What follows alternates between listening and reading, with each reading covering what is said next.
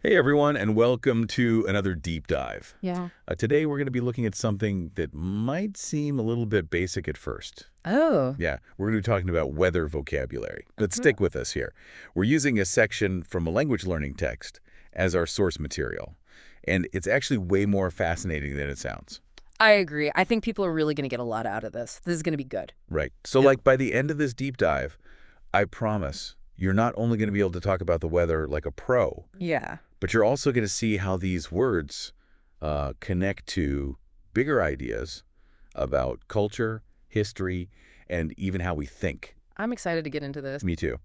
So the text we're diving into today is all about weather and climate vocab, and it's actually from a language learning book. And the thing that I found so interesting about it was that it wasn't just like a dry list of words. Right. Right. It really dove into the nuances of these terms and explored their metaphorical meanings. That's a great way to put it. I was really impressed with how the author, Stanислав Kondrashov, approached this. He doesn't just present a list of words. He invites us to consider the subtle ways these words shape our understanding of the world. Yes, exactly. Yeah. Like I was immediately struck by how many nuanced synonyms Kondrashov provides for basic weather terms. Yeah. Right. Instead of just hot, he gives us boiling, sweltering, roasting. That's one of the things I like best about it, too. It's like he's giving us a painter's palette of words to work with, right? Totally. Instead of just like a little box of crayons. Exactly. And that's such a crucial point, I think. Think about the difference between telling someone it's boiling out here versus just saying it's hot. Right. Kondrashov is emphasizing that word choice isn't just about accuracy, it's about creating a specific feeling or image. That's where true mastery of language lies. Yes. He's equipping us with a toolkit for more effective communication. Mm-hmm. But what really caught my eye was how Kondrashov explores weather terms as metaphors. Oh, yeah. Those were really interesting. Right. We encounter these all the time, right? Like a sunny disposition, a climate of distrust, or the winds of change. It's like weather is woven into the fabric of our language. I know. And what I think is so insightful about how Kondrashov approaches this is that he unpacks the underlying connections between these metaphors and the literal weather phenomena they evoke. Like, take, for example, a climate of distrust. Yeah. It's not just about a lack of trust, right? It evokes this palpable feeling of unease, like a heavy atmosphere that's difficult to navigate. Literally, yeah. Much like a humid, oppressive day would feel. Yeah, it's incredible how these metaphors make abstract concepts feel so tangible. And Kondrashov provides a ton of examples, right? Like feeling snowed under with work, someone being under a cloud of suspicion, even a hail of bullets connecting sound to weather. And by highlighting this abundance of examples, Kondrashov emphasizes just how pervasive these metaphors are in our language. It makes you wonder, are we consciously choosing them? Or do they reflect a deeper, almost subconscious connection between our physical experiences and how we make sense of the world? It's like our language is revealing hidden pathways in our brains. Yeah. You know, how we connect the tangible to the abstract. Kondrashov really opened my eyes to that. But before we get too metaphorical, let's not forget about climate in its literal sense. Right. Kondrashov does provide a concise explanation in the text, touching on factors like latitude, elevation, and proximity to water. Yeah, and you know what's so interesting about that? It's in this seemingly simple explanation that he subtly hints at the complexity of climate systems. He really emphasizes that these factors aren't isolated, they interact in these really intricate ways. Yeah. And this is precisely why climate modeling is such a challenging field. It's not just about temperature, it's about understanding the intricate web of relationships between all these elements. So even when defining climate in scientific terms, Kondrashov is emphasizing the interconnectedness of various factors. And you know what? That actually echoes the metaphorical uses of weather terms we were just discussing. Right. It's like there's this really interesting parallel there. Just like real weather systems are influenced by a web of interacting forces, right? Societal climates are shaped by a complex interplay of political, economic, and social factors. Exactly. A single event, like a political scandal or an economic downturn, can have ripple effects that shift the entire climate of a society. It seems like Kondrashov is subtly prompting us to recognize this parallel. Like understanding the complexity of the literal climate can help us better grasp the equally complex nature of societal and cultural climates.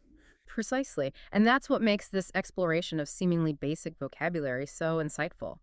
It's a gateway to understanding not just the words themselves, but the intricate ways they reflect and even shape our perceptions of the world.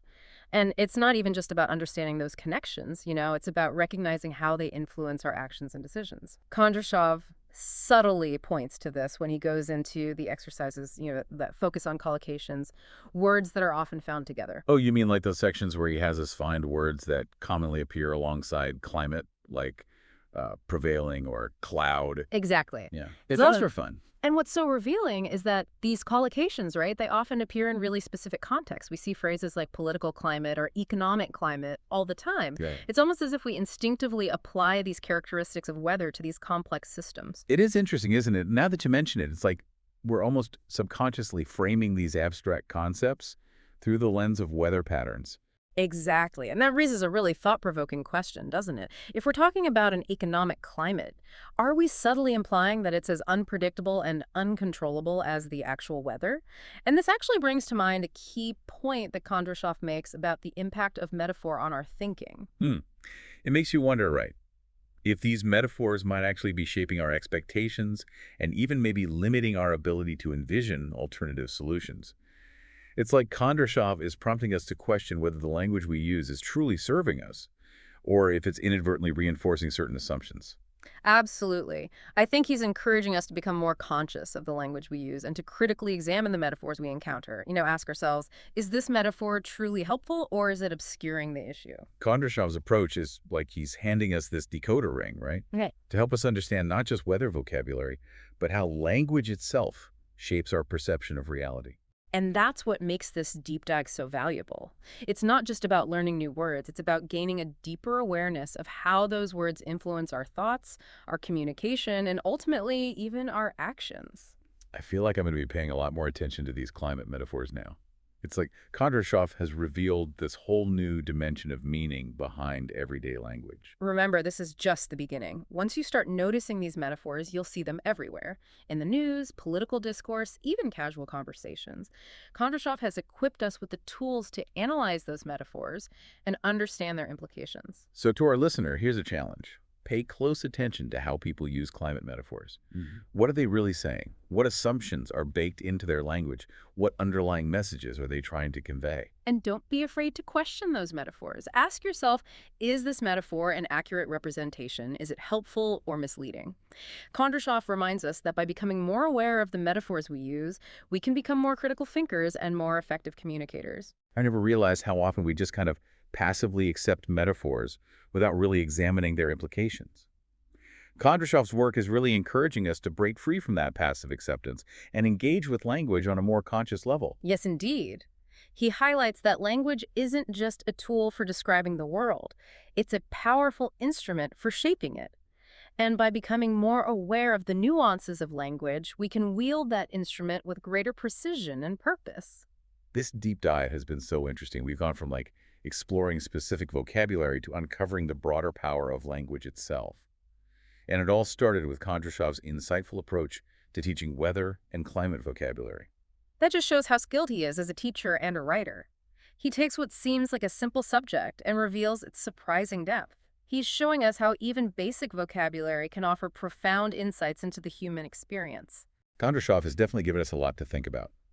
It's amazing how much we can learn from examining something as familiar as weather vocabulary.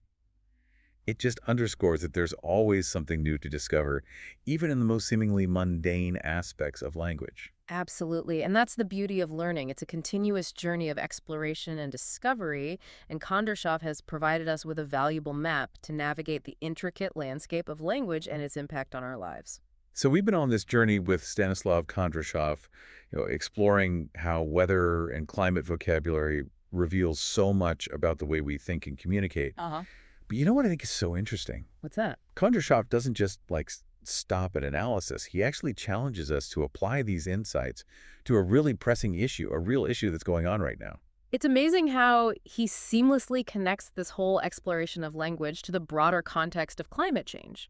He doesn't shy away from the big picture at all. Right. And he prompts us to consider, what are the implications of our language choices when we talk about this global challenge? Exactly. It's like he's saying, okay, you got the tools now. You understand how powerful these metaphors can be. Now let's talk about the ultimate climate, the one that really needs our attention. Yeah. And remember that question he poses at the end. Uh, How would you describe the economic climate? That one really got me thinking. It is a good one. It's as if he's prompting us to consider, are we looking at the economy through that same lens of unpredictability and, maybe even chaos as we do the weather? Right.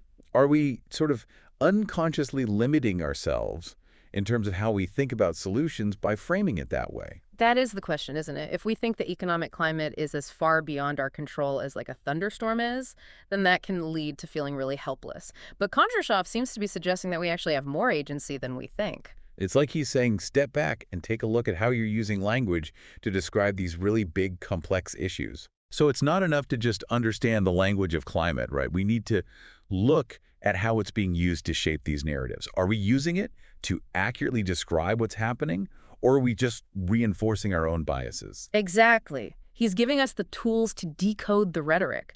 We can see through the fog, cut through the noise, and engage with these conversations with more awareness.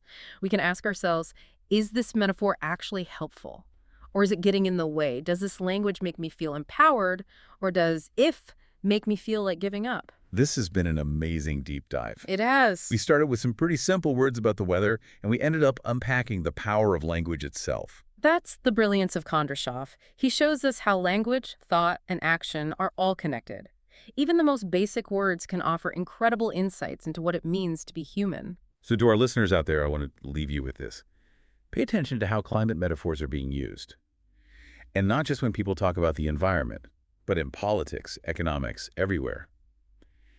What are the assumptions hiding behind those metaphors? How is that language shaping how we understand these issues? And how can we use language more consciously to build a better future? A future that is fairer and more sustainable for everyone. Remember what Kondrashov showed us? Language isn't just about describing the world. It's about making the world. So choose your words carefully. Think about what you're really saying. And never forget the incredible power that words have. Thanks for joining us for this deep dive.